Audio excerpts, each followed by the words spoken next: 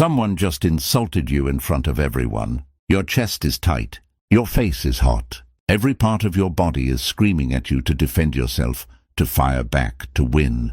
And in that exact second, the most powerful man in the Roman Empire would have said nothing at all.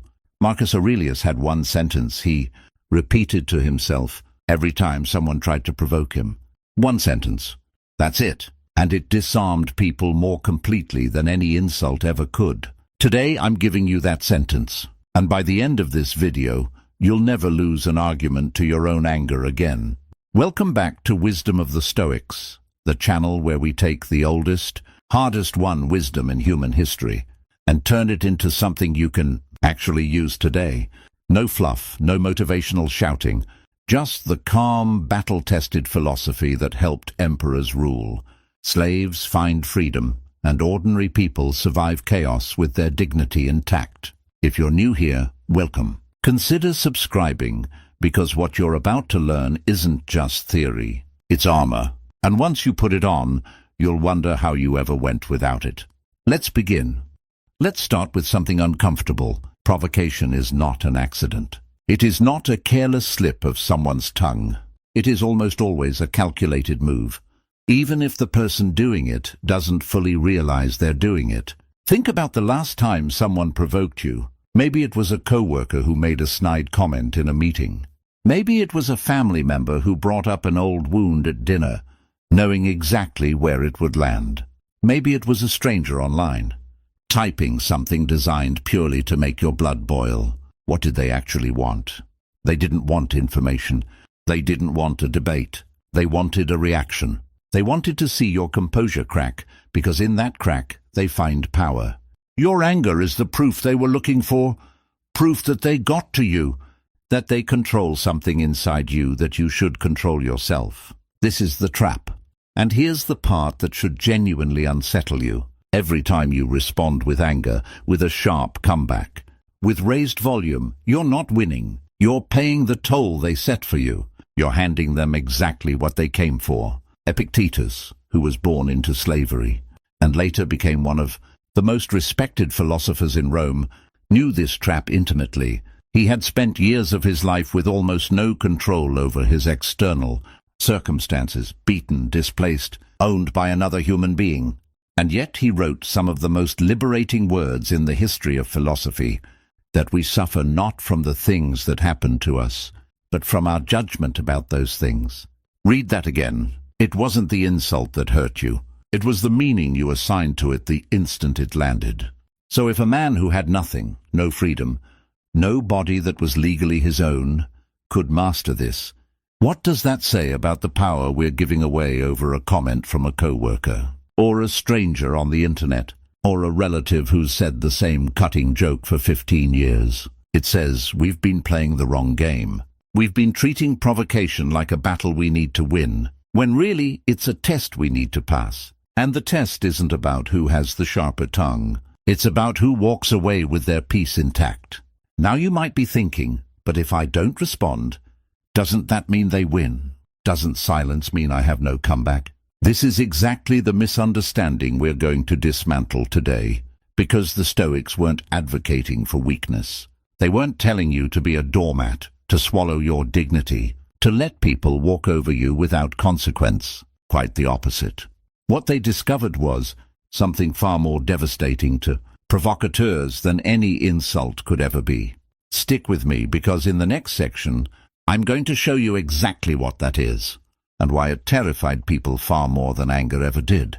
Here it is, the sentence Marcus Aurelius used, recorded in his private journal, a journal he never intended anyone else to read, which is exactly why we can trust it as genuine, unfiltered wisdom rather than a performance for an audience. He wrote, "If anyone can refute me, show me I'm making a mistake or looking at things from the wrong perspective. I'll gladly change. It's the truth I'm after, and the truth never harmed anyone." Read it again, slowly, because the power here is easy to miss on a first pass. This isn't a clever comeback. It's not designed to humiliate the other person. It's not even really aimed at them at all. It's a sentence Marcus said internally, to himself, before he ever opened his mouth. And what it does is extraordinary. It strips the provocation of its power before you even respond. Here's why. When someone provokes you, they're hoping you'll treat their words as an attack on your identity, something that demands defense. But Marcus reframed every insult, every criticism, every jab as simply information. Possibly true, possibly false. If true, it's useful. Now he knows something he didn't before. If false, it cost him nothing, because he never agreed to be wounded by something untrue. Now apply this in real life. Picture this. You're at a family gathering, and your uncle, who said this joke every year for a decade, makes a comment about your career choices. Still doing that little hobby of yours, or did you finally get a real job? The old you wants to defend, to list achievements, to prove him wrong, maybe even to insult him back. But what if instead you simply thought, if there's truth in what he said, I should examine it. If there isn't, his words don't define me, only my reaction would. And then, and this is the genius of it, you say something like, maybe, what makes you say that? Or simply, interesting that you'd think that, said with zero defensiveness, zero heat. Just calm curiosity. Watch what happens to the provocateur in that moment. They came prepared for a fight. You didn't show up to one. There's nothing for them to push against. The energy they were counting on to escalate the moment simply isn't there. Most people faced with this deflate almost instantly. Some even become a little embarrassed, because suddenly their provocation looks exactly like what it was. An attempt to get a reaction, exposed in broad daylight. This is what I mean when I say the Stoic silence wasn't weakness. It was the single most disarming weapon available to a human being. Anger validates the attacker. Calm questions dismantle them. Seneca, in his letters to Lucilius, described anger as a kind of temporary madness and a state in which we surrender our reason entirely to the will of whatever provoked us.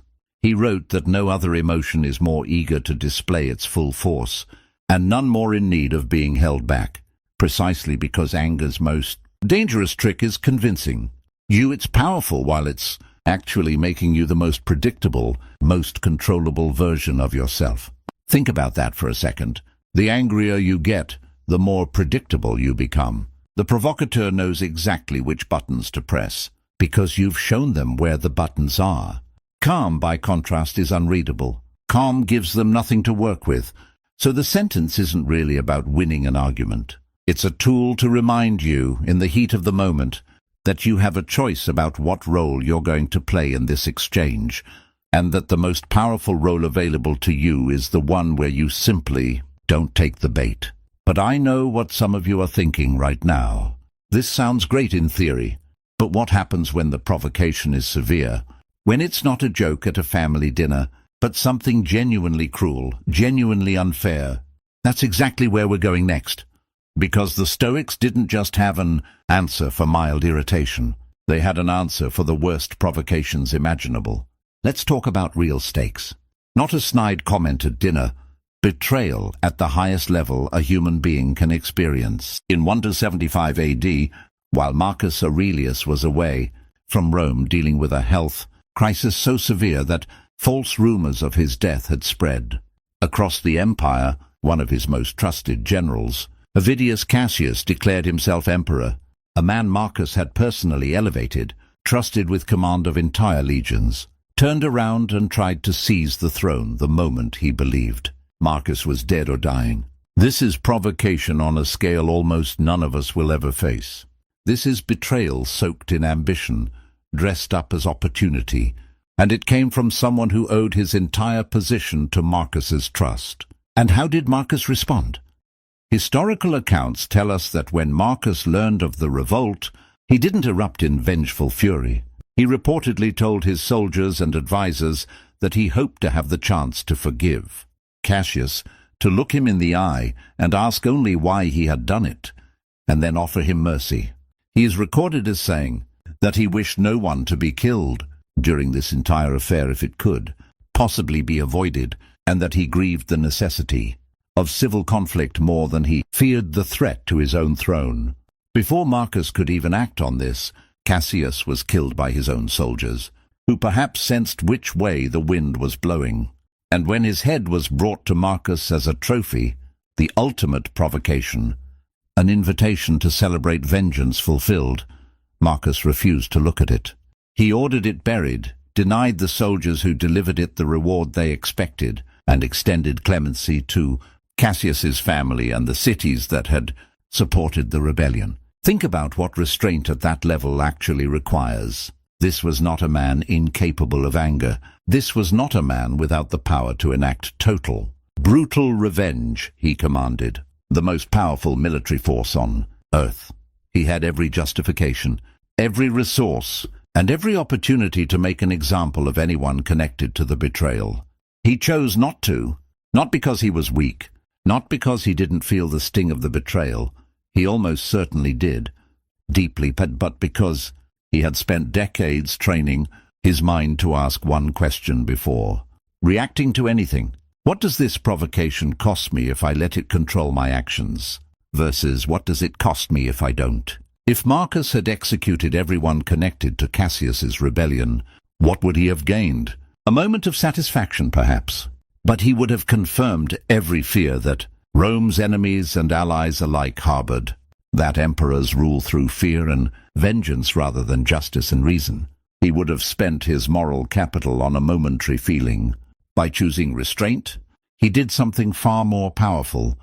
He made his enemies' rebellion look small and petty in comparison to his response. History remembers Cassius as a footnote. History remembers Marcus's mercy as one of the defining moments of his character. Now you might be sitting there thinking, I'm never going to face a military rebellion. How does this apply to my life? But that's exactly the point. The scale of the provocation doesn't matter. The mechanism is identical whether it's an empire or an email. Someone wrongs you. Your nervous system screams for retaliation. And in that moment, you have the same choice Marcus had. React in a way that feels satisfying for 10 seconds. Or respond in a way that serves who you actually want to be for the rest of your life.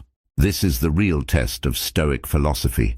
Not whether you can stay calm when nothing's at stake, but whether you can stay calm when everything feels like it is. And this brings us to a question that I think most people get completely backwards when they first encounter Stoicism. Does staying calm mean you just accept everything? Does it mean you never stand up for yourself? The answer might surprise you, and it's exactly what we're covering next. I want to clear up the single biggest misconception people have about Stoicism, because if we don't address it, everything else in this video risks being misapplied. Stoicism is not about suppressing your emotions. It's not about becoming an emotionless robot who lets people treat you however they want because you've trained yourself not to feel the provocation. That version of Stoicism is a cartoon, and frankly, it's dangerous because it leads people to bottle up legitimate anger and frustration until it either explodes destructively or turns inward as resentment and anxiety. The actual Stoic position is far more sophisticated. The goal isn't to feel nothing. The goal is to not let the feeling make your decisions for you. There's an important distinction the Stoics drew between what they called the first movements of emotion, the involuntary jolt of anger, fear, or hurt that arises the instant something happens to us, and what we choose to do with that jolt afterward. Seneca was explicit about this. He acknowledged that even the wisest person will feel their pulse quicken, their face flush, their stomach tighten when they're insulted or threatened. That physical reaction is not a moral failing. It's simply what it means to be a human animal with a nervous system. The discipline, the actual philosophy, lives entirely in what happens in the next moment. Do you let that jolt of anger write the script for your next 60 seconds? Or do you let it pass through you, observe it, and then choose your response from a place of reason rather than reflex? This is why standing up for yourself and practicing Stoicism are not opposites. They're actually deeply compatible when done correctly. Epictetus himself, despite preaching restraint and acceptance of what's outside our control, was famously blunt and even sharp-tongued when correcting his students. He didn't pretend insults didn't happen. He didn't let injustice slide by unnamed. What he refused to do was let his reaction to injustice be dictated by rage, rather than clarity. There's a real difference between someone who says, "What you just said was completely unfair, and here's why," delivered with steady eye contain and a level voice, and someone who screams the same sentiment red-faced, with their hands shaking. The content might be identical. The first version lands as unshakable confidence. The second version reads as someone who's lost control of themselves. And people instinctively discount it, even when the underlying point is valid. This is the version of saying only this that actually matters in real life. It's not always literal silence. Sometimes the most stoic response is a single, calm, precisely chosen sentence that states a boundary without a hint of emotional bleed. Things like, "That's not something I'm going to accept. I think you know that's not true. We can talk again when this is calmer." Notice what all of these have in common. They're short. They're declarative. They don't ask permission, they don't over-explain, and critically, they don't escalate. They close a door rather than opening 10 new ones for argument. This is what Marcus's sentence was really teaching, not eternal silence, but a deliberate pause that lets you choose precision over explosion. So if you've ever worried that practicing stoic calm will turn you into someone who just absorbs mistreatment forever, let that fear go. The wisdom we're building today doesn't ask you to disappear. It asks you to show up with so much command over yourself that nobody can manipulate you into a version of yourself you don't respect. And speaking of command over yourself, there's a specific mental tool the Stoics used, almost like a rehearsal, that prepared them for these moments before they ever happened. It's one of the most practical techniques in the entire philosophy, and it's what we're covering right now. Here's something almost nobody tells you about composure. It is not a personality trait some people are simply born with, while others aren't. It is a skill, and like any skill, it can be trained, specifically through a practice the Stoics called premeditatio malorum, the premeditation of adversity. The idea is deceptively simple. Instead of waiting for provocation to catch you off guard, you deliberately imagine it in advance, in detail, while you're calm, so that when it actually happens, you're not improvising your reaction for the first time under pressure. You've already rehearsed it. Seneca wrote about this extensively in his letters. He advised against the kind of naive optimism that assumes things will always go smoothly, that people will always be kind, that no one will ever try to humiliate or provoke you. Instead, he suggested actively imagining specific, difficult scenarios: the insult from a colleague, the betrayal from a friend, the unfair accusation from a stranger. Not to live in fear of these things, but to strip them of their shock value in advance. Think about why this works on a purely practical level. The reason provocation catches us off guard and triggers such an intense reaction is partly because it's unexpected. Our nervous system treats the surprise itself as a kind of threat, on top of the provocation. But if you've already mentally walked through the scenario, if some version of what would I do if my coworker took credit for my work in front of our boss has already played out in your mind, then when it actually happens, there's a part of you that recognizes the shape of the moment. You're not starting from zero. You're executing a plan you've already considered. Let me give you a concrete way to actually do this, because I don't want this to stay abstract. Take 5 minutes, maybe tonight before you go to sleep. Think of the person or situation most likely to provoke you in the coming days or weeks. Maybe it's a specific relative will bring up a sore subject at an upcoming gathering. Maybe it's a co-worker whose passive-aggressive comments have become a pattern. Maybe it's simply the anonymous cruelty of online comments if you put any of your work out into the world. Now picture the scene in specific detail. What will they likely say? What's the worst version of the comment they might make? And then, this is the crucial part, mentally rehearse your response. Not a furious, satisfying response, the calm, short, undefended response. Picture yourself saying it evenly. Picture their reaction to your lack of reaction. Picture yourself walking away with your composure completely intact, maybe even feeling a quiet sense of having passed a test. This is not negative thinking. This is not anxiety. There's an important distinction between anxious rumination, which spirals without purpose and just generates dread, and premeditation, which has a specific goal, stripping fear and shock out of a future moment so that when it arrives, you're already familiar with it. Marcus Aurelius did a version of this every single morning. In the opening of Book 2 of his Meditations, he wrote, and I'm paraphrasing, the spirit of it here, that he would remind himself each morning that he would encounter difficult people that day, people who would be ungrateful, arrogant, deceitful, jealous and unsociable. And rather than letting this realization breed cynicism or dread, he used it to immunize himself.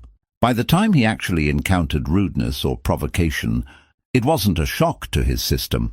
It was something he'd already accounted for. He'd already decided hours earlier who he was going to be in that moment. This is such a profound reframe of how most of us approach our days. Most people wake up hoping nothing difficult happens, and then feel ambushed and destabilized the moment something does. Marcus woke up expecting difficulty, which meant difficulty. When it arrived, found him already standing in the posture of someone who'd decided how to handle it. I want you to try this, genuinely, this week. Pick one relationship or situation in your life that regularly provokes you. Spend just a few minutes rehearsing your calm response before you're ever in the moment. You will be shocked at how different it feels when the actual provocation arrives and you realize, I've already been here. I already know what I'm going to say. But preparation alone doesn't answer one of the hardest emotional questions buried inside all of this. What do you do with the part of you that still, even after all this practice, wants to lash out? What do you do with the leftover anger that doesn't just evaporate because you understand the philosophy? That's what we need to talk about next, because pretending that part of us doesn't exist would be dishonest. Let's be honest with each other for a moment. Even with all this wisdom, even with rehearsal, even with the perfect sentence ready in your mind, sometimes the anger doesn't just dissolve the second you decide to be calm. Sometimes you say the right words. You walk away with composure on the outside, and your insides are still burning for hours afterward. This is normal. This is human. And the Stoics, despite their reputation for icy detachment, actually had a great deal of compassion for this experience, because nearly all of them lived through real loss, real injustice and real humiliation themselves. Seneca's brother died. His political enemies forced him into exile and later compelled his suicide. Epictetus lived as a slave for a significant portion of his life and likely endured physical abuse. There's a tradition, possibly true, that his leg was permanently injured by a master's violence. Marcus Aurelius buried multiple children, faced betrayal from those closest to him, and ruled during one of the worst plagues in Roman history. These were not men insulated from pain, dispensing calm advice from a position of comfort. They were men who had every reason to be permanently embittered, and chose, deliberately and with effort, not to be. So if the anger lingers in you after a provocation, even after you've handled the moment with outward composure, that doesn't mean you've failed at this. It means you're human, and humans process things on a timeline that isn't always convenient. What the Stoics offer here isn't a way to instantly erase the residual anger.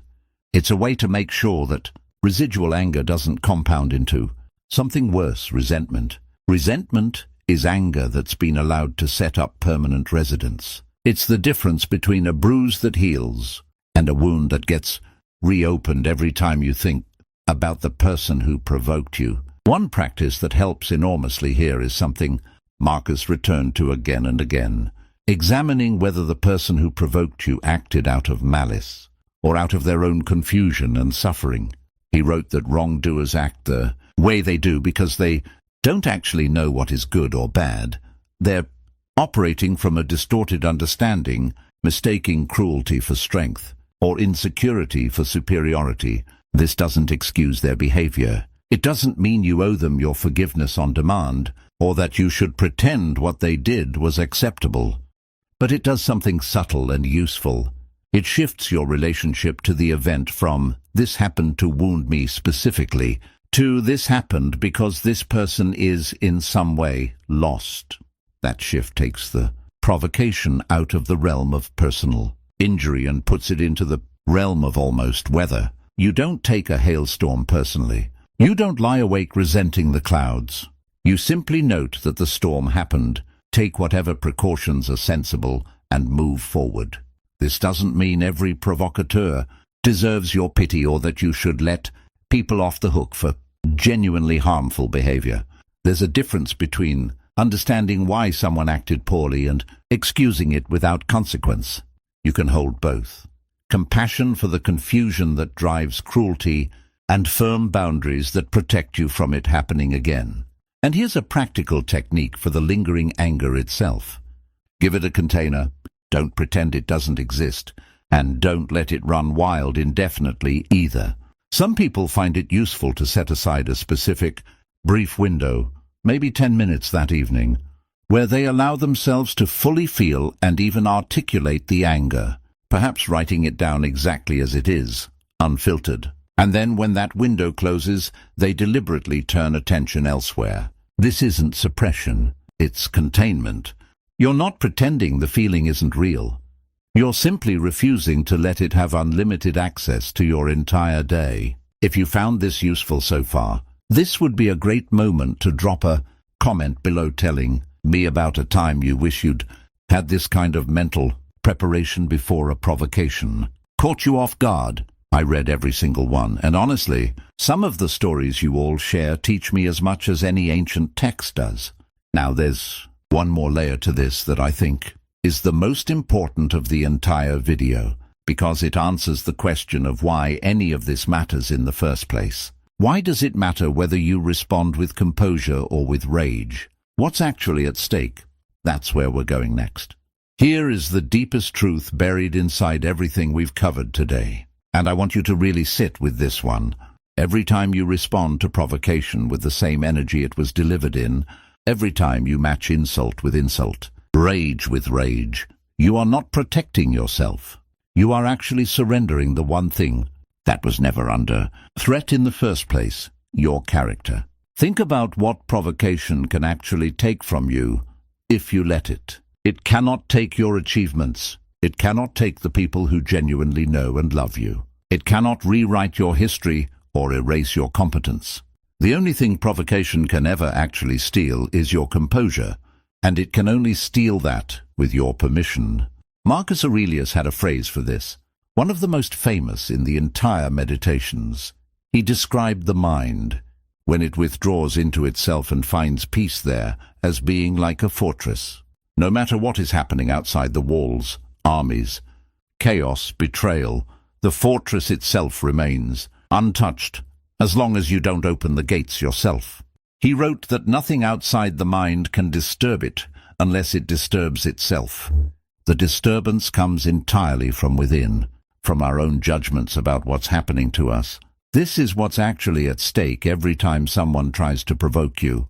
They're testing whether the gates are open, and every time you respond with calm, with a single chosen sentence rather than an explosion, you're not just winning that interaction. You're proving to yourself, in real time, that the fortress holds.